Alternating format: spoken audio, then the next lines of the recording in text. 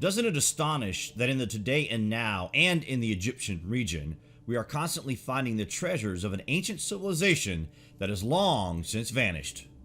The size and scale of this ancient civilization is not understood to the average person, because if you consider the plundering through the ages, not only by grave robbers but by armies of emerging empires, then you would have to take into consideration not only the value of these things, but also how much treasure has actually been taken. This leaves us with a monetary value richer than all the other treasures on the planet from other various empires who simply piggybacked on the lost empire's wealth. And it is widely thought that only around a 5% of the ancient and lost empire's treasures have been unearthed to date. Hence the expression that we are building upon the ruins of the gods. The point we are making here, guys, is this: if the dynastic Egyptians really were the pyramid builders, then you are cramming an era said to be only 3,000 to 4,000 of years into a period of time where apparently everything happened. Only problem is that it doesn't fit, and the dynastic people of Egypt were incapable of the undertaking of the Great Pyramid. Not only this, but they do in fact tell us that they existed after the gods. This means they are telling us there was a previous civilization before dynastic times. Wait till you hear this.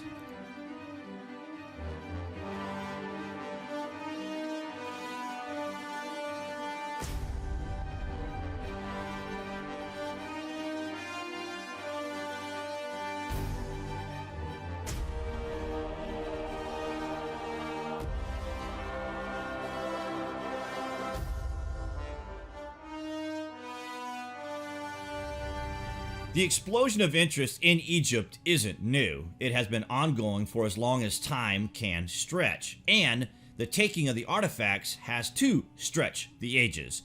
The utter scale of what has been taken from Egypt and what continues to be taken is on a scale that would see most countries' riches having dried up long ago. Yet at Egypt, we aren't even scratching the surface.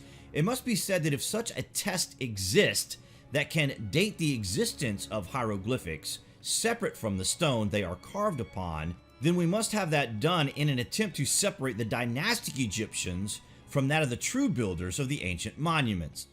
Excavations of Egypt's ancient sites continues daily, with each new discovery offering insight into the intricacies of a civilization that made striking advances in nearly every area of human knowledge. We only be scratching the surface, but already it's becoming clear that this was a highly advanced people, a people who are obviously key to our ancient understanding, and perhaps even key to our future survival. The wealth and power of the ancients isn't felt in today's world. The Egypt of today isn't capitalizing on its ancient story, and at sites like that of the Silver Pharaoh's tomb, we see a wealth on show that proves at least 3,000 years of plundering. We have said it before that the civilization who emerged here around 5,000 years ago were not the builders of these things, but indeed the survivors of the ancient cataclysm.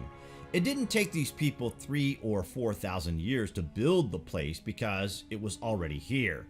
They simply re-inhabited the ancient place and adopted its wealth, which is still being uncovered. So 5,000 years of the taking of such riches is still only returning 5%? The Silver Pharaoh's tomb discovered raised many questions, including one in which we hadn't thought of before. That being that the ancient Egyptians had far more power and wealth than what had been previously assumed based on the notion that Egypt emerged 5,000 years ago. We are now realizing this was a second separate emergence of a civilization that survived something cataclysmic. They reoccupied the great empire lands 5,000 years ago. It was already there. The Pharaoh's tomb is up there with King Tut's treasure. In fact, it is probably more valuable. The reason you are not knowing about the Silver Pharaoh is because he was initially discovered in 1940 during the Second World War. In 1990, there were efforts to bring this to the world's attention, but it seems that there was only room for one ancient Egyptian king in popular culture.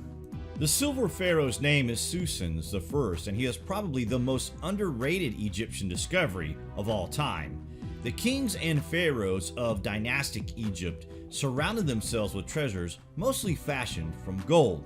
This was not so much out of the motives of greed, but because they believed that the proximity of gold would ensure that pharaohs would receive the gift of eternal life. The gold was probably already in existence in some fashion, but unclear if it was fashioned during dynastic times or indeed in ancient times.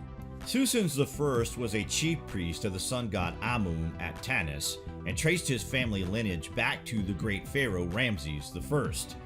Susan's name means the star appearing in the city. His highly refined, very sophisticated gold death mask was to be his face in the world to come. This would suggest that the people of this period were preparing themselves to leave the earth. There are mummies everywhere from this period. In fact, there are millions in existence. Don't you think that the sarcophagus, the mask, everything about this process would suggest they were trying to replicate something like a hibernation chamber, possibly for interstellar travel? We should probably point out that no sarcophagus exists from the previous civilization. It's as if these people saw something that worked. Ancients disappeared and they tried to replicate it. Maybe, just maybe. Gold became the perfect motive for tomb robbers to desecrate the sacred graves of their pharaohs. One inscription found tells us the noble mummy of the king was entirely laid over with gold, and we found the queen likewise. We collected together all that we found on her also, and divided it into 8 shares. Many outstanding works of the goldsmiths' art crafted during the dynastic period in Egypt are now in museums around the world. These surviving jewels bear witness not only to a very refined and lavish art, but also the preoccupation and belief in the importance of entering the realm of the afterlife, a thought born not of their imagination, but of things these people once saw many thousands of years earlier, to replicate and follow in the footsteps of the gods. The ancient Egyptians established a civilization that was envied and admired for 3,000 years. In life, jewelry was not just a colorful accessory to their simple costume, it denoted rank or honor and also offered protection. After death, it was buried with its owner together with special pieces of jewelry made especially for the funeral. Treasures that were built to be more important in another world than they were on Earth. The perils to be met in the next world, as described in the many religious texts that have survived, were far more threatening than anything found in this world. This meant the deceased would therefore need all the protective devices available to assist them in their passage of this very real place. You would have to consider that they knew more than we are understanding them as having known. Ancient Greek scholar and historian Herodotus traveled to Egypt in 450 BCE. His written accounts have provided us with aspects of the life of ancient Egyptians. He recorded in it such a way that it offers the sort of detail that goes way beyond the scope and ability of just pictorial material and inscriptions to convey or explain. He suggested connections between the Greek gods and the Egyptian gods. He was fascinated by the animal cults, so popular at the time of his Egypt. His descriptions bring the world of the ancient Egyptian alive, and paintings and reliefs frequently confirm the accuracy of his observations. The tomb of the Silver Pharaoh is one of the most startling discoveries ever found. Inside the tomb was the silver sarcophagus in which the body was held. It was made of exquisite detail and craftsmanship unmatched in the world, never mind Egypt. No other silver sarcophagus has ever been found, and it is now recognized by many Egyptologists and experts alike as one of the most exquisite artifacts of ancient Egypt ever to be found. The elaborate tribute within the tomb suggests it was the burial site of someone very important. Using the hieroglyphs inside the tomb, they pieced together the identity of the pharaoh, his powerful role in ancient Egypt, and why he received such grand treatment. His throne name translates as, "Great are the manifestations of Ra, chosen of Amun."